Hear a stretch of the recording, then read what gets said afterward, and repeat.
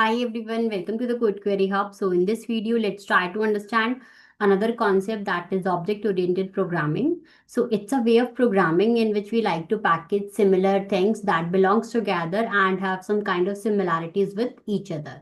Now the inspiration for this concept taken from the real world, that is, it is a way to organize things. Now let's try to understand some important concept, that is classes and object. So basically, a class is like a template, and we can also create the instance of a class. So we can create instance of a class. So we will see with the help of examples. Now, what is object? So it is like a specific instance of that class which it belongs. And also, class consists of attributes and methods.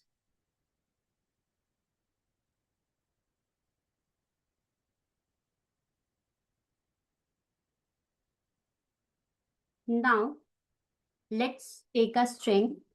Let's say hello, and let's try to store it in a variable. Let's say A1. Now, if we see the value of A1, it is holding this string. Now, let's try to see the class of this variable, that is A1. So, for that, we are having print, and we have learned about the type function. And yes, it is showing that the class of this variable is string, that is str. So, we can say that this variable A1 belongs to specific. So it is a specific instance of class string. We can say A1 is the specific instance of class string. Now, let's talk about attributes and methods. Suppose we are having a class that is cars. And if we talk about attributes and methods. So the attributes are like the personal traits, like what is the color of the car, logo, wheels, and what type of engine the car has. And the method belongs to like in which direction it will move, like left, right, reverse, etc. So these are the difference between the attributes and methods. So let's say color, logo, and engine, it wheels. So these are the attributes, and methods are like left, right, reverse, drift, etc. So we can say the attributes are like the personality traits, and these are actionable things.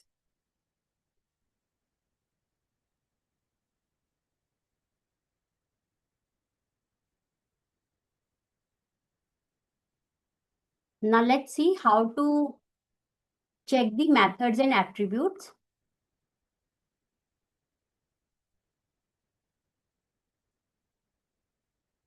of a class. So let's check this variable.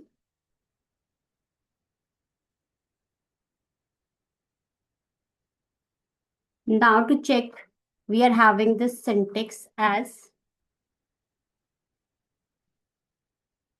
print dir class name or object name.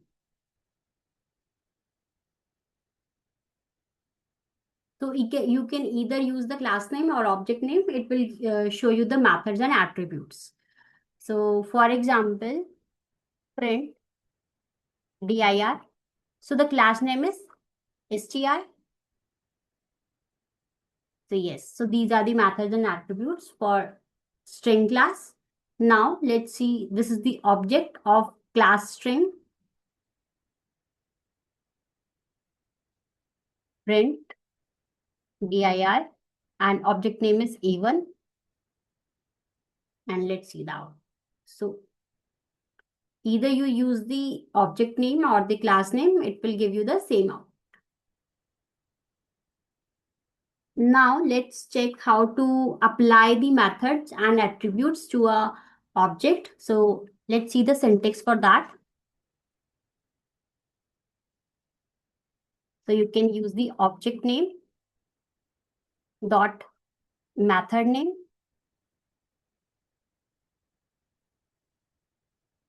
and object name dot attribute.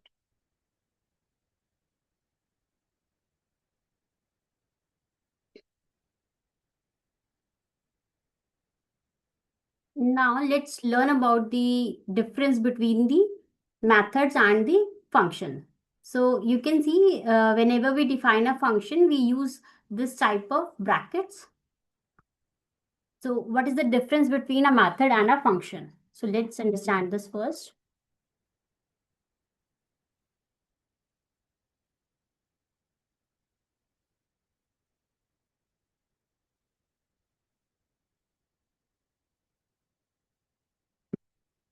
The function, these are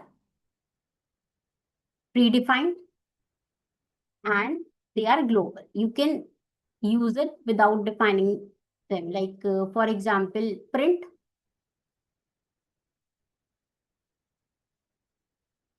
type, range, etc. So we have learned about these functions. So these are functions, they are globally used. You can use them with the help of their name and you can see their functionality with the help of shift tab. We have already learned. And the difference between methods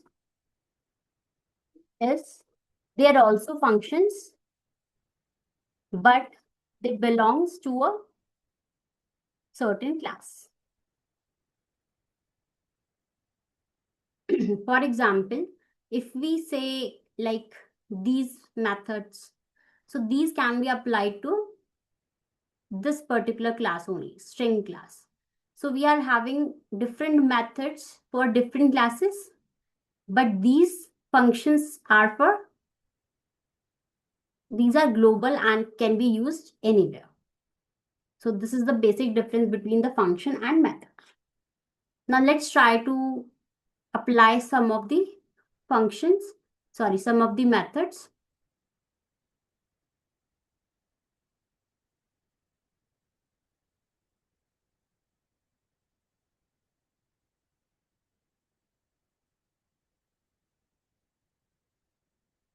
So we are having this variable like a1 equal to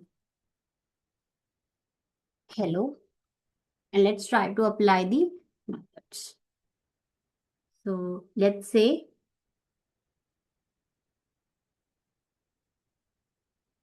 so we are having this lower,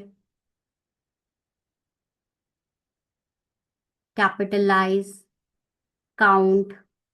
So let's see one by one upper. So let's try to apply. So this is the object name dot lower. If you apply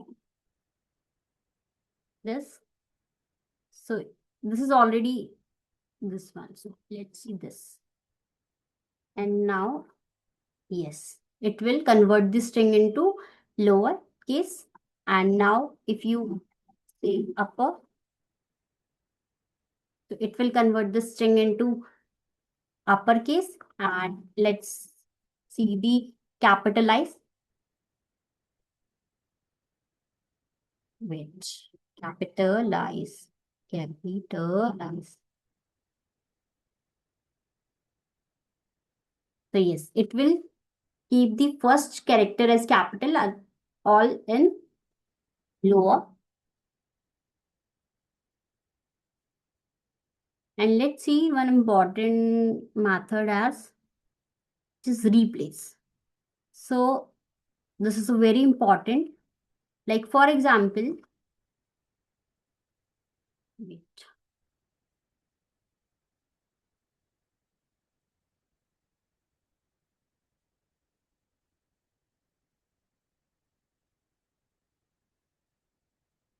Now suppose let's take another string. And let's say we are having this dollar sign or something like that. And let's try to check the class of this variable. So we are having this A2. So yes, this also belongs to the string. So we can apply the method replace to this object. Let's try to apply it. Let's wait.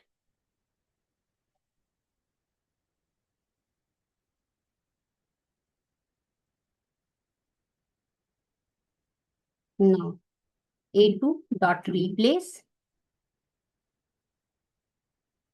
So you have to write the character to be replaced. So let's say we have to replace this dollar with nothing. So you are having this string. So now you can see that it is still a string. So if you need to convert it into integer, then first replace the variable and then you are having the function int, and yes, now it is the integer. So in this way you can convert the strings into a integer. And now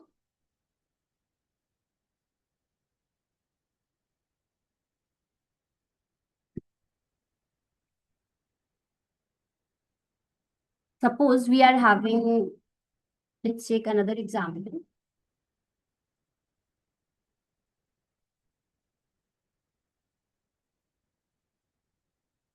Suppose we are having this type of data in our project and we have to, suppose we want to make the mathematical computation. So for that, we need to remove the special characters out of it. So we need to replace both the dollar sign and the comma. Only then we will be able to compute it. So let's see how to do it. So in this case, you can write it as A3 dot replace, and we need to replace the dollar sign with nothing. And you can see that you are having this comma sign. Either you can store this value in A3 or some other variable and then again use the replace, or you can do chaining here. It means you can write comma and with nothing. Then also you can do that. And let's take another. And then you can apply the integer function to it. And yes, now the value is converted into an integer. So this is very useful when you are dealing with some data which consists of special characters and you need the mathematical computation to be applied over it. So this is the most important thing.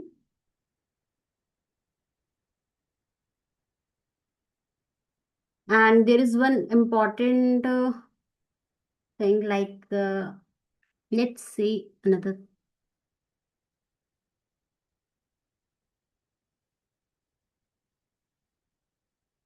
Let's see the index and split method also. So let's try to use the index function.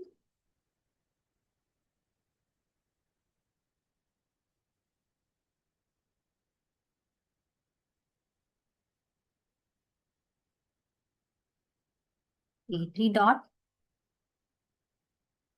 index. And if we want to know the index of any variable, that is, let's say 3.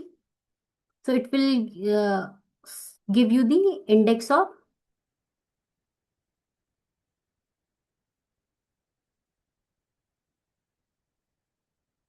2. So indexing starts from, in Python, starts from 0. So this will give you 0, 1, 2. And the index of 3 is 2. Or you can say the indexing of dollar. So yeah, it is start from 0. Now let's understand some important method in string, that is split. Let's take a string and let's say, hello, how are you?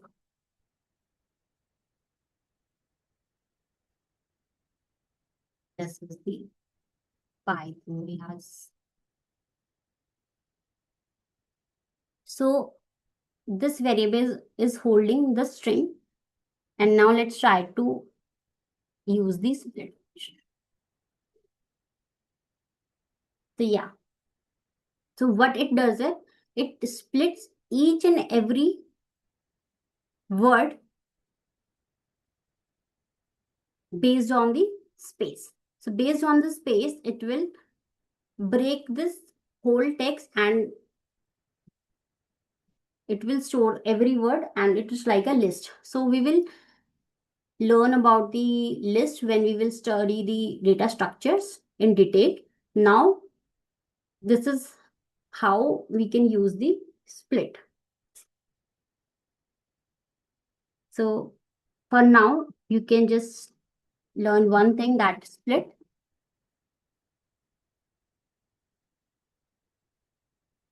Or you can say output of split is always list.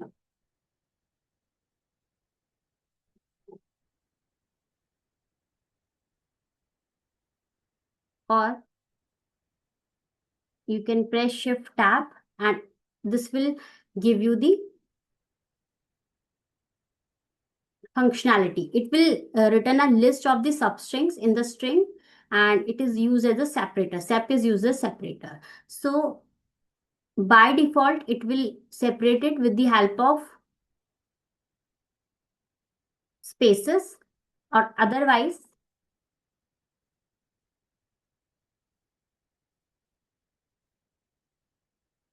if you give any separation, that is if you want the separation on the basis of, let's say, full stop, separator is this one. So now you can see that you are having only two substrings, that is hello, how are you, and this is the Python class. You can also, let's take another example. Let's say this is A5 and this is comma.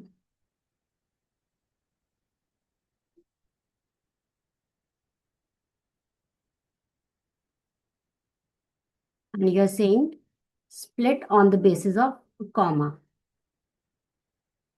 So yeah, it is splitting on the basis of this comma. In this way, you can choose like for with the help of which you want the separation. So these are the most important methods in the strings. Now let's learn about some another concept, that is indexing and splitting. Sorry, slicing. So let's learn about its definition first. So indexing is basically extracting a single element at a time, and slicing is extracting more than one element at a time. So let's say extracting a single element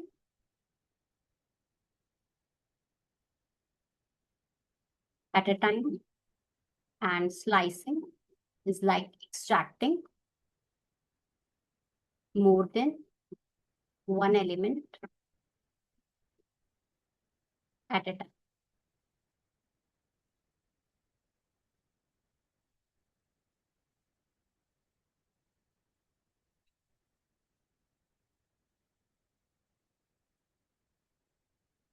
Let's take a variable as A6 and let's say it is holding a string and let's say it is holding Python.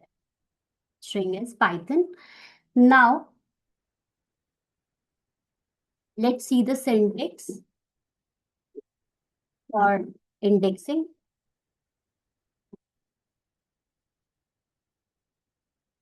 So it is, you can write the object name, and within square brackets, you can write the position or index of the element to be extracted. For example, if you want to extract this uh, t here, so what you will write? 0, 1, 2. So t will be at second position. So let's say object name is this one, and the position for t will be 2. Let's say this. So yes, you have extracted this t. And similarly, let's check another one. If we say at 0th position, the output will be P. And let's see the position of N, 0, 1, 2, 3, 4, 5. So let's say A6 and 5. And if we say A6, it should throw an error. So string index out of range. It means there is no element present at this position. Okay. So let's remove it. Now, let's see the index for weight. So this is your indexing. Let's copy it. And let's see the syntax for slicing.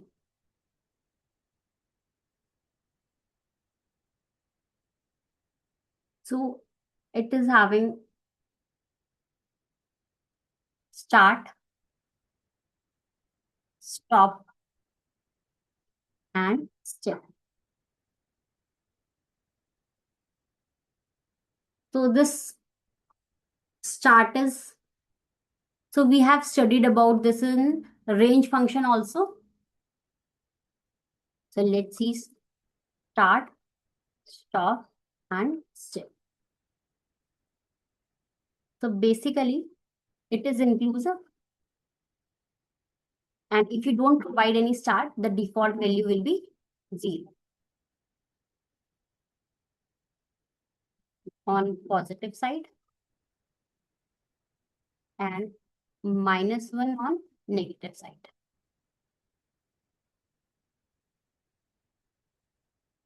And stop is always exclusive.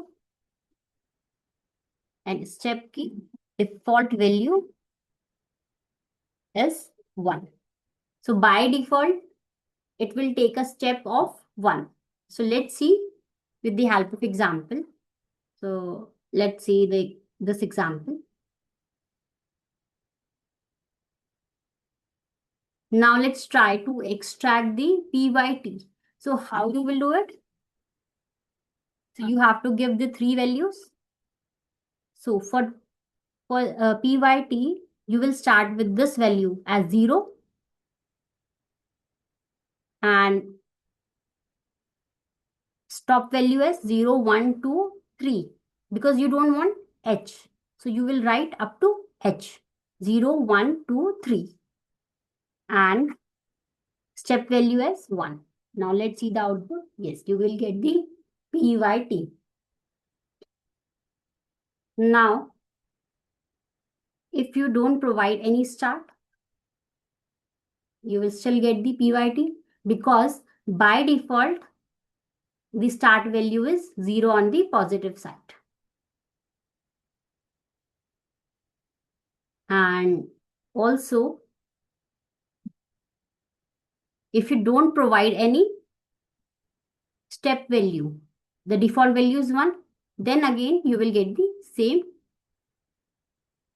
output. So you must have to provide this value, because you want to extract the value up to this. So you need somewhere to be stopped.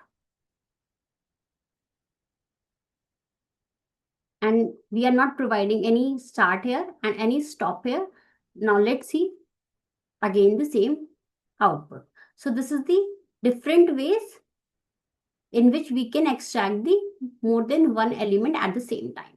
Now, let's say we have to extract THON, this value.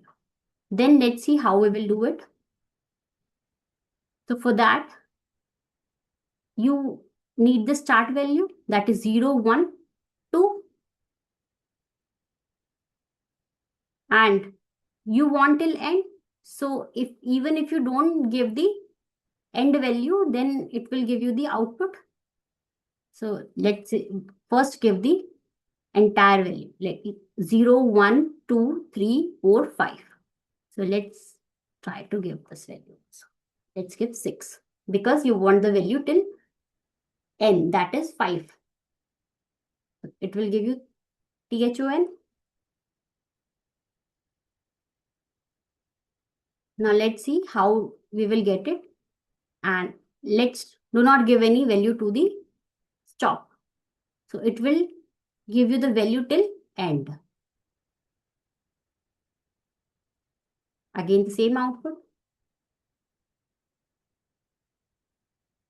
And even if we don't provide the step value, it will by default take a step of 1. And let's see what will be the output. THON. So these are the 3 ways in which we get the value as THON. So in this way, we can do the slicing, and this is the most important concept, indexing and slicing, which is very much used in the real world projects to extract some elements and to clean the data basically. And now let's see the use case of a very important and very much use case of this, like how to reverse the string with the help of slicing. So let's say you are taking the step of minus. So you are taking the step of -1. So by default, it will, if you take the step of -1, then by default, the start will shift to the end and it will start from here and will go till end or where we want the stop value. Okay. So if we give this as, so it will start from the end and it will, you are not providing any stop. So it will go through the entire string and in the reverse direction. So let's see the output of that. So yes, the entire string is reversed. So this is the very important use case of slicing.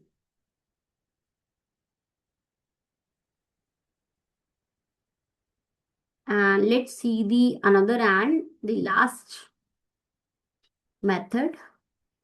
For example, let's say there is one function that is length, len. Okay, let's use this. Now there is one important method also. If you use it like length of this object. So this is not present in the methods. It is a separate function, you can say. And how to use the function? Function name and under bracket the object name. Sorry, this is not T5, this is A6. So yes, you will get the length of the character it contains. Okay. So this is another function, you can say. This is not the method. It is used to check the number of characters in a particular string. So we have also defined a string, this one. What is this name? Yeah. So A4. If you want to check the number of characters in it, you can check. So yes, this strings consists of 44 characters. So let's count it. 1, 2, 3, 4, 5, 6, 7, 8, 9, 10, 11, 12, 13, 14, 15, 16, 17, 18, 19, 20, 21, 22, 23, 24, 25, 26, 27, 28, 29, 30, 31, 32, 33, 34, 35, 36, 37, 38, 39, 40, 41, 42, 43, 44. So yes.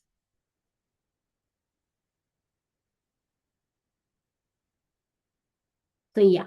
So we have learned about the OOPS concepts, and we have learned about class, object, their methods, attributes, and the important concept, that is indexing and slicing. So this concept will be used throughout in the project. So because this is used to extract the element, so this is very widely used in the real world project for data cleaning. So I hope you like this video and understand it. So if you like this video, please do share it with your friends and subscribe my channel CodeQueryHub. So for more videos on this topic, please subscribe my channel and stay connected. Thanks for watching.